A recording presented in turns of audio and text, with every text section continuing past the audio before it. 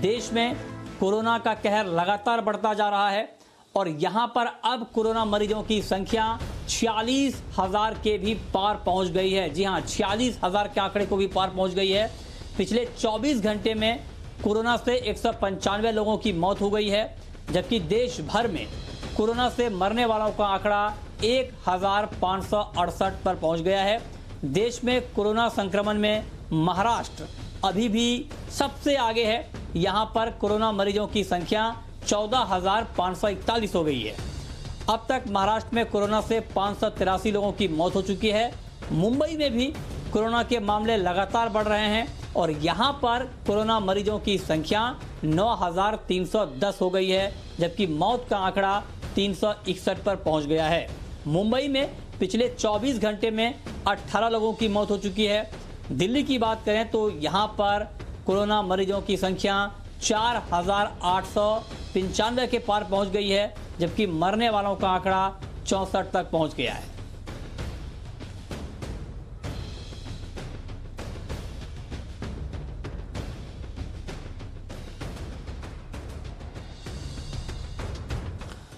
और अब बात करते हैं एक दूसरी महत्वपूर्ण खबर की। खबर यह है कि लॉकडाउन में ढील मिलने के बाद ही अब पेट्रोल और डीजल की कीमतों में आग लग गई है। में पेट्रोल की कीमतों में बड़ी बढ़ोतरी कर दी गई है।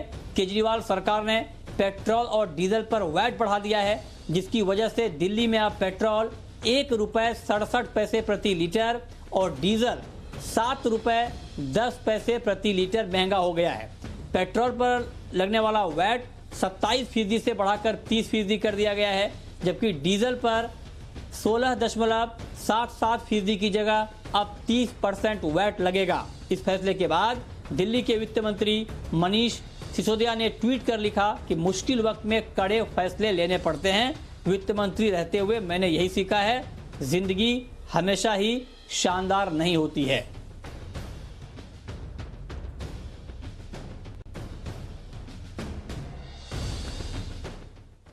और चलिए अब आपको बताते हैं एक और बड़ी खबर। खबर यह है कि कोरोना संकट के कारण अब एनईईटी की परीक्षा 26 जुलाई को होगी। इसके साथ ही जेईई की परीक्षा 18 जुलाई से 23 जुलाई के बीच होगी। वहीं जेईई एडवांस की परीक्षा अब अगस्त में होगी। ये ऐलान मानव संसाधन विकास मंत्री रमेश पोखरियाल निशंक ने किया है। बता दें कि हर साल लाखों स्टूडेंट्स मेडिकल और इंजीनियरिंग के यूजी कोर्सेज में एडमिशन के लिए नीट और जेईई मेन जैसी परीक्षाओं में शामिल होते हैं। अब नई तारीखें घोषित होने के बाद छात्र इनकी तैयारियां कर सकेंगे। तो नई तारीख आ गई है, सरकार ने इसका ऐलान कर दिया है।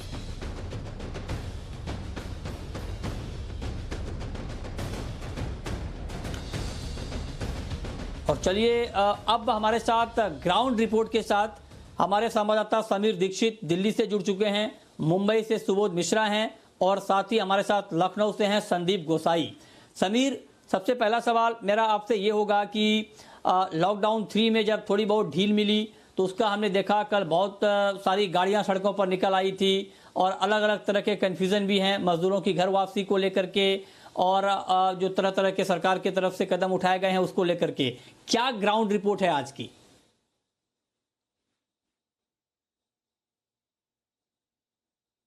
कि जहां पर कल सभी सोशल मीडिया पर आप देखेंगे कि कई फोटोज कई वीडियोस बहुत ज्यादा शेयर किए जा रहे थे और वो थे शराब के शौकीनों के। शराब को लेकर के लंबी लंबी जो कतारें लग रही थी। इस वक्त हम दिल्ली के मयूर विहार इलाके में हैं। मेरे बाईं तरफ दिल्ली का ये मयूर विहार फेज 1 का थाना है और ठीक दाईं तरफ ये यहाँ पे शराब की दुकान है।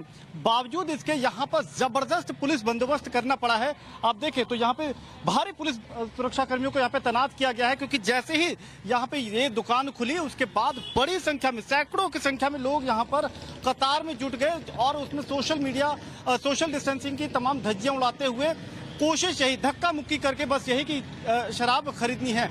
हालांकि इसको रोकने के लिए राज्य सरकार ने 70% तक स्पेशल कोरोना फीस के नाम पर शराब को महंगा किया था, लेकिन वो कारगर कदम साबित नहीं हुआ। और जो लाइन कल हमने देखी थी, जो मारामारी जो धक्का मुक्की कल हमने दिल्ली में देखी थी बनस्पत, वही तस्वीर आज भी बनी हुई है। एहतियातन इस तरीके से दुकान को बंद रखा गया है ताकि लॉ एंड ऑर्डर काबू में रहे, सोशल डिस्टेंसिंग का जहां तक हो वहां तक पालन किया जाए, लेकिन सूचना यह है कि 4 बजे के बाद एक बार दोबारा कोशिश की जाएगी कि दुकान को खोला जाए, शराब की दुकान को खोला जाए, बिक्री की जाए और जो तय समय निर्धारित है यानी कि 6 बजे तक उस समय तक में ये शराब बिक्री वगैरह की जाए।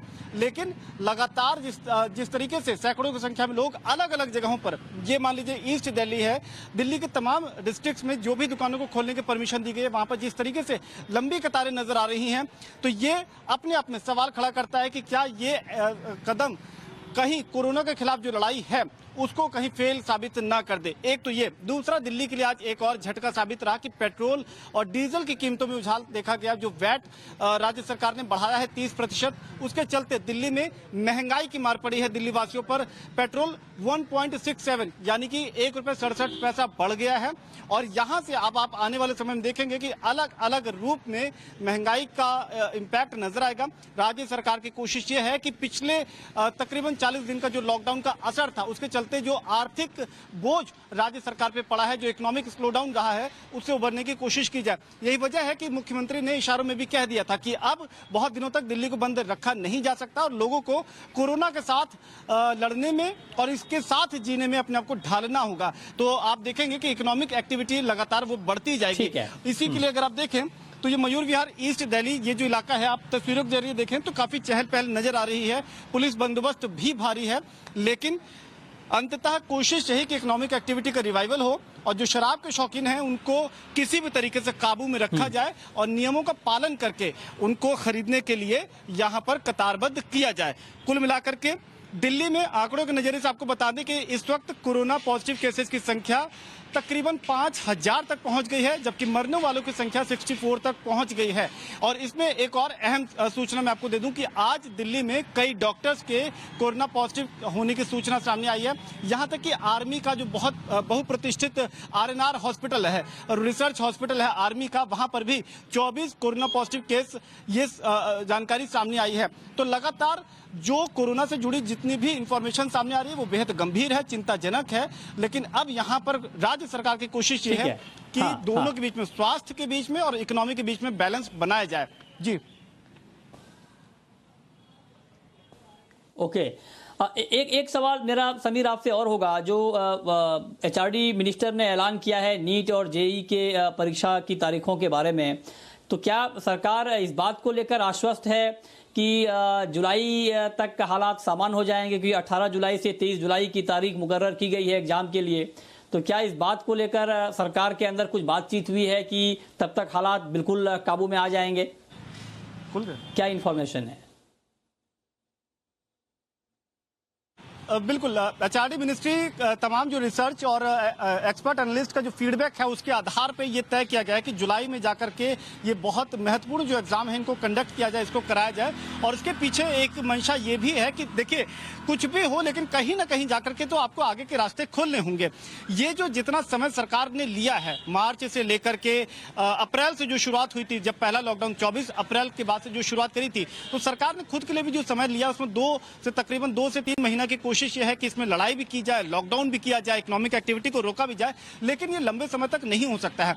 और जो एक एक्सपर्ट फीडबैक है उसमें यह भी कहा जा रहा है कि जुलाई तक जो है अगर आपने मामले को कंट्रोल में रख लिया, उसके बाद आप बाकी चीजों पर फोकस कर सकते हैं। यही वजह है कि आप देखेंगे कि जुलाई के बाद न केवल ये महत्वपूर्ण एग्जाम है, इसके बाद जुलाई के बाद जितने भी शैक्षिक संस्थान जो बंद हैं या स्कूल बंद हैं, उनको भी खोलने पर बेहद गंभीरता से विचार किया जा रहा है, क्योंकि पढ़ाई का भी नुकसान है, वो भी बहुत जरूरी है।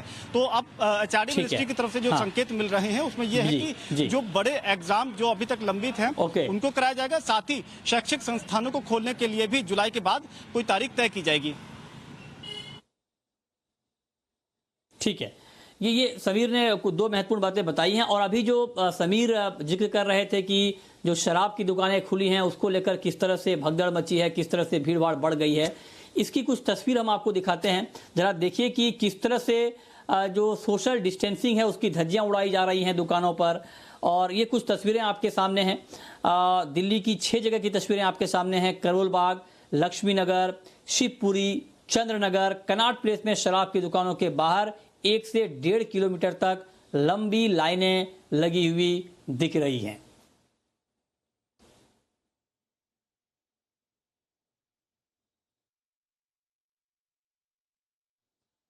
ओके, तो तो ये जो छूट मिली है शराब की दुकानें खोलने का, इससे कहीं ना कहीं एक बड़ा भीड़ भाड़ वाली जगहों में या खास करके जो भीड़ भाड़ के मामले हैं वो लगातार बढ़ रहे हैं। ये एक चुनौती बनकर सामने आ रही है कि कैसे इसको काबू में किया जाए। और अब आपको एक ग्राउंड रिपोर्ट भी दिखाते हैं। राकेश त्रिवेदी हमारे संवाददाता हैं, उन्होंने ग्राउंड का जायजा लिया है, आइए आपको दिखाते हैं। लॉकडाउन 3.0 का दूसरा दिन और आज भी मुंबई में शराब की दुकानों के बाहर वैसी ही भीड़ जैसे हमें पहले दिन दिखाई दी थी। यहाँ पर देखिए मुंबई की तस्वीरें हैं मलाड इलाके की, जहाँ एक वाइन शॉप आज खुली है, शटर जो है उसका बंद है, लोगों को बाहर से खड़े होकर के जो है उनको जो शराब चाहिए वो दी जा रही है, लेकिन एक लंबी कतार यहाँ पर आपको दिखाई देगी। जहाँ तक आपकी निगाहें जाएंगी वहां तक तकरीबन 1.5 किलोमीटर तक आपको लोग कतार में खड़े नजर आएंगे। और ये लोग आप देखिए मुंह पर मास्क जरूर पहने, लेकिन 6 फीट का अंतर यहाँ पर दिखाई नहीं देता। निश्चित तौर पर ऐसा लगता है कि पहले दिन जो तस्वीरें सामने आई थी, ना सिर्फ मुंबई से बल्कि देश भर से, उससे किसी ने कोई सबक नहीं सीखा है। हालांकि यहाँ पर आपको देखिए पुलिस की भी इतनी ज्यादा मौजूदगी नहीं है। और साथ ही साथ अगर मैं आपको शॉप की बात करूं तो शॉप के बाहर जो दुकानदार हैं वो इस बात का तो प्रिकॉशन ले गए हैं कि दुकान के ऊपर भीड़ ना उमड़ पड़े, वहां पर जो लोग हैं वो डिस्टेंस में खड़े गए। लेकिन जो इसके बाद जो लंबी कतार लग रही है वो निश्चित में बहुत बड़ा एक सवाल है। और सिर्फ दुकान के बाहर की कतार ही नहीं, आसपास अगर आप भीड़ देखिए तो आपको लगेगा नहीं कि यहाँ पर 3.0 शुरू है। सड़कों पर आपको लोगों की जो जमावबंदी है, जो गर्दी है, वो वैसे ही दिखाई देगी। अब से कुछ समय पहले कैमरा शुरू होने से पहले और ज्यादा भीड़ थी, लेकिन पुलिस के कांस्टेबल के पहुंचने के बाद भीड़ थोड़ी बहुत तितर बितर हुई है। कैमरा बंद होने के बाद शायद एक बार भीड़ दोबारा वैसे ही जमा हो जाए। सवाल ये है कि आखिर जरूरी क्या है, शराब या आपकी हम सबकी जान? कैमरा पर्सन दीपक केदार के साथ राकेश त्रिवेदी, जी मीडिया, मुंबई। बिल्कुल ये मलाड की तस्वीरें आपको अभी राकेश दिखा रहे थे कि किस तरह से भीड़, लोग अपनी जान अब मुश्किल में डालकर भीड़ वाली जगह में जा रहे हैं और वहां पर शराब लेने की जद्दोजहद कर रहे हैं। तो लोगों को ये बात ध्यान रखना चाहिए कि जान है तो जहान है, जाम है तो जहान नहीं है, इस बात का ध्यान रखें आप। लेकिन शराब खरीदने वालों से केंद्रीय स्वास्थ्य मंत्री हर्षवर्धन ने अपील की है कि सोशल डिस्टेंसिंग को किसी भी सूरत में नजरअंदाज ना करें। जो सोशल डिस्टेंसिंग है, ये आज के समय में जब तक वैक्सीन नहीं मिली है देश को या दुनिया को, तब तक ये सबसे बड़ी सोशल वैक्सीन है।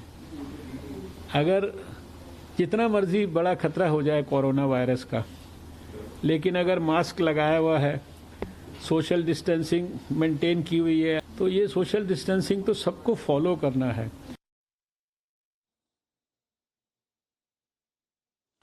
ओके, चलिए अब आगे बढ़ते हैं और अब चलते हैं मुंबई और हमारे संवाददाता सुबोध मिश्रा हमारे साथ जुड़े हैं। सुबोध, मुंबई अभी भी कोरोना संक्रमितों के मामले में नंबर 1 पर है, लगातार मरीजों की संख्या बढ़ रही है, मरने वालों के आंकड़े बढ़ रहे हैं। क्या ग्राउंड, पहली बात तो ये, दूसरा ये कि अब जो मजदूरों की वापसी है, मुंबई में भी बड़े पैमाने पर मजदूर रह रहे हैं, तो मजदूरों की वापसी और कोरोना के नंबर को लेकर के क्या ग्राउंड इंफॉर्मेशन आपके पास है? मृत्युंजय जी, सबसे पहले मैं आपको जो कोरोना के संक्रमित मरीज हैं उनकी संख्या के बारे में बताऊं।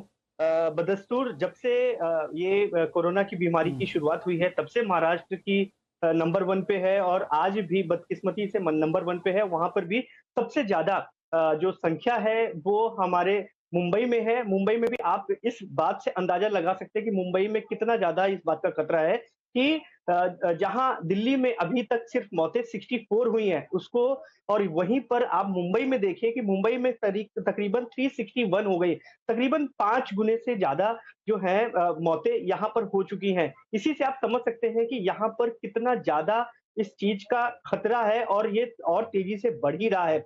मैं आपको बता दूं कि इस समय मुंबई में 9,000 के ऊपर जो है टोटल जो संख्या संक्रमित मरीजों की वो हो चुकी है, जिसमें से पिछले 24 घंटे में 510 मरीज जो है वो बढ़ चुके हैं और जो डेथ है वो पिछले 24 घंटे में करीब 18 और मौतें हो चुकी हैं। एक चीज मैं और आपको इसमें बताना चाहूंगा कि पूरे महाराष्ट्र में सबसे ज्यादा जो कोरोना वायरस में भी सबसे ज्यादा संक्रमण जो है वो पुलिस वालों में हो रहा है। आपको मैं बता दूं इस समय पूरे महाराष्ट्र में 450 से ज्यादा पुलिस वाले जो है वो संक्रमित हो चुके हैं, जिसमें से करीब 100 जो है सिर्फ और सिर्फ मुंबई में है। अभी जो है एक खबर आ रही है कि मुंबई में ही जो कमिश्नरेट है उसमें एक आईपीएस अधिकारी है, वो भी कोरोना पॉजिटिव पाए गए हैं। और इसके अलावा कल ही एक पुलिस स्टेशन है, वहां पर करीब 12 पुलिस अधिकारी वो कोरोना पॉजिटिव पाए गए थे, जिससे आप समझ सकते हैं कि किस तरह से जो वॉरियर्स हैं, जो पुलिस वाले हैं, जो सबसे आगे खड़े हैं डॉक्टरों के साथ, वो भी है जो लोगों को एडमिनिस्ट्रेशन संभाल रहे हैं, उनमें किस तेजी से ये कोरोना फैल रहा है। वहीं मैं आपको बता दूं, ये स्थिति जो है खराब जो है, ये आंकड़ों की तो खराब है ही। वहीं आपको बता दें, जो प्रवासी मजदूर जिनके लिए सुविधा की गई है राज्य से एक राज्य से दूसरी जगह जाने के लिए, महाराष्ट्र में भी उस तरह की सुविधा की गई, सारी सुविधाएं दी गई, लेकिन उसके बावजूद जो ग्राउंड से जो खबरें आ रही हैं वो बहुत अच्छी नहीं है। मैं आपको बता दूं मृत्युंजय जी कि जो ग्राउंड में जो लेबर है वो अभी भी कंफ्यूज है, जो मजदूर है वो अभी भी कंफ्यूज है, आखिर उसे करना क्या है क्या नहीं है, इसमें कंफ्यूजन है। आज ही अभी हमारी थोड़ी देर पहले एक ग्रुप से बात हुई, तो उस ग्रुप में सबसे बड़ी मजबूरी ये थी कि वो लोग करीब 5 से 7 लोग थे और वो इस बात को लेकर सबसे ज्यादा परेशान थे कि लोकल पुलिस स्टेशन से उनसे कहा गया था कि आप कम से कम 25 लोगों का ग्रुप बनाइए। उनका सबसे बड़ा सवाल यही था कि आखिर हम पर कौन विश्वास करेगा और हमारे साथ बाकी लोग कैसे जुड़ेंगे। हम 25 लोगों को जुटा नहीं पा रहे, इस मजबूरी से हम आगे की प्रक्रिया है वो पूरी नहीं कर पा रहे हैं। वहीं दूसरी तरफ एक सबसे बड़ी समस्या आ रही है मेडिकल सर्टिफिकेट बनाने की। मेडिकल सर्टिफिकेट को बनाने को लेकर भी लंबी लंबी कतारें देखने को मिली है पूरे मुंबई में, और वहां पर भी सबसे बड़ी मुसीबत यही है कि जो मेडिकल सर्टिफिकेट बनाने वाले हैं, आखिरकार किनसे बनवाया जाए किनसे नहीं। कई लोगों ने इसमें कई सारे लोगों को ठगी का अपना शिकार भी बनाया है। निश्चित तौर पे अभी भी जरूरत है एक अवेयरनेस की, अभी भी सरकार को जरूरत है कि इस पे ज्यादा से ज्यादा काम करे और लोगों को सहूलियत पहुंचाए। हाँ हाँ जी, ये सुबोध ने बहुत डिटेल में आपको बताया कि वाकई ग्राउंड पर बहुत दिक्कतें हैं। मजदूरों को अब 25-30 के ग्रुप में आने के लिए बोला जा रहा है। अगर कोई मजदूर अकेला है या उनके पास 2-4-5 लोगों का ही ग्रुप है तो वो क्या करें, वो कहां से 25 लोग इकट्ठा करें। और जब 25 लोग इकट्ठा करने की बात आती है तो वहां पर फिर सोशल डिस्टेंसिंग का उल्लंघन होता है। मेडिकल सर्टिफिकेट बनाने में बहुत जद्दोजहद करनी पड़ रही है, लंबी लंबी लाइनें। तो इसको लेकर के कुछ सरकार को और सोचना चाहिए। ठीक है, आप चलते हैं लखनऊ और हमारे संवाददाता संदीप गोसाई लखनऊ से जोड़ रहे हैं। संदीप, यूपी में अभी कोरोना को लेकर के ताजा हालात क्या हैं, पहला सवाल। दूसरा ये कि बड़ी संख्या में यूपी के लोग भी बाहर फंसे हुए हैं, मजदूर फंसे हुए हैं दिल्ली में, मुंबई में और जगहों पर। तो यूपी सरकार की तरफ से क्या पहल की जा रही है उनको वापस लाने की?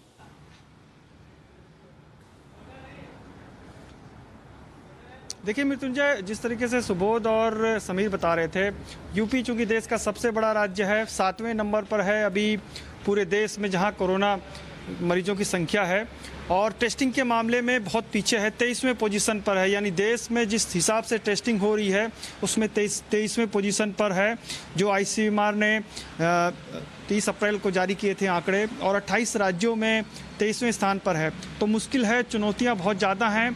90,000 से ज़्यादा टेस्ट अभी किए जा चुके हैं, जिसमें 2800 से ज़्यादा मरीज जो हैं वो कोरोना संक्रमण हैं। सबसे ज़्यादा स्थिति जो है वो ताज नगरी की है। यहाँ पर केंद्रीय टीम भी पहुँच रही है।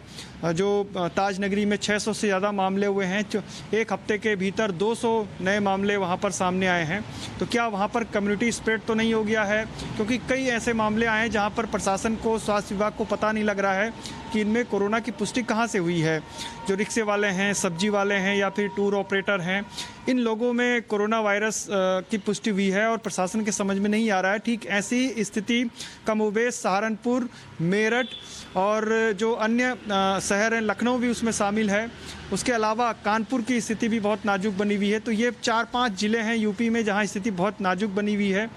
सबसे ज़्यादा फोकस जो उत्तर प्रदेश सरकार कर रही है वो अपने यहाँ फंसे जो मजदूर हैं उनके लिए, और जो बाहरी राज्यों में मजदूर हैं उनके लिए। इसमें बड़ी संख्या महाराष्ट्र में है, उसके बाद दूसरे नंबर पर गुजरात है जहाँ सबसे बड़ी संख्या में यूपी के मजदूर हैं। दिल्ली में बहुत सारे मजदूर हैं। यूपी ने ही एक मुहिम छेड़ी थी सबसे पहले अपने राज्यों के जो मजदूर बाहरी राज्यों में उनको वापस लेने के लिए, और अभी तक बड़ी संख्या में मजदूर लाए गए। सबसे पहले दिल्ली से करीब 4.5 लाख मजदूर लाए गए, उसके बाद फिर गुजरात से, उसके बाद हरियाणा से, इसी तरीके से मुंबई से भी नासिक से ट्रेन पहुंची है और जो गुजरात है वहां से आज ट्रेन पहुंची है। आज शाम को भी एक ट्रेन पहुंच रही है। तो कोशिश की जा रही है और एक जन सुनवाई ऐप जो मुख्यमंत्री शिकायत प्रकोष्ठ था जिसमें शिकायतें दर्ज की जाती थी कोरोना वायरस संक्रमण से पहले, वहां पर अब एक लिंक दिए गए हैं। एक वो लिंक है जो उत्तर प्रदेश में रह रहे हैं और दूसरे राज्यों में जा रहे हैं, वो मजदूर, छात्र या पर्यटक भी हो सकते हैं। दूसरा लिंक वो है मृत्युंजय जो बाहरी राज्यों से आ रहे हैं लोग, वो उसको भरेंगे। तो दोनों लिंक अलग अलग कर दिए गए हैं। लेकिन जिस तरीके से सियासत खड़ी हुई ट्रेन को लेकर कि ट्रेन कांग्रेस ने जिस तरीके से हमला बोला, उत्तर प्रदेश सरकार ने स्पष्ट कर दिया है कि जितने भी मजदूर आ रहे हैं या जितने भी मजदूर यहाँ से भेजे जाएंगे उनका जो किराया है वो सरकार की तरफ से होगा, उन पर कोई भी बोझ नहीं पड़ने दिया जाएगा। सरकार ने बिल्कुल स्पष्ट कर दिया है, रेलवे ने भी स्पष्ट कर दिया है। लेकिन मृत्युंजय, चूंकि टेस्टिंग बहुत कम हो रही है उत्तर प्रदेश में, इसलिए सबसे बड़ी चिंता यही है कि टेस्टिंग जितनी तेजी से आगे बढ़ेगी, हालांकि सरकार बहुत कोशिश कर रही है, लेकिन अभी भी जो 10 लाख लोगों में केवल 23 लोगों का टेस्ट हो रहा है, तो आप अंदाजा खुद लगा सकते हैं। क्योंकि महाराष्ट्र में टेस्टिंग बहुत तेजी से हुई, दिल्ली में टेस्टिंग बहुत ज़्यादा हुई, इसी तरीके से गुजरात में भी टेस्टिंग बहुत तेजी से हो रही है, तो मामले वहाँ पकड़ में आ रहे हैं। लेकिन यूपी में ऐसा नहीं है, केवल 16 लैब में टेस्टिंग हो रही है, 2 लैब को और परमिशन मिलने जा रही है, यानी 18 लैब में परमिशन, 18 लैब की परमिशन है जिसमें टेस्ट हो रहे हैं। हर दिन करीब 4 से 5 हज़ार लोगों की टेस्टिंग हो रही है और ये आंकड़ा बहुत कम है क्योंकि जी मृत्युंजय, टेस्टिंग बढ़ाना बहुत ज़रूरी है और जब तक ज़्यादा टेस्टिंग नहीं होगी तब तक और सही आंकड़े, सही तस्वीर सामने नहीं आएगी। बहुत शुक्रिया संदीप आपका, समीर आपका और सुबोध आपका ग्राउंड इन्फॉर्मेशन दर्शकों तक पहुंचाने के लिए।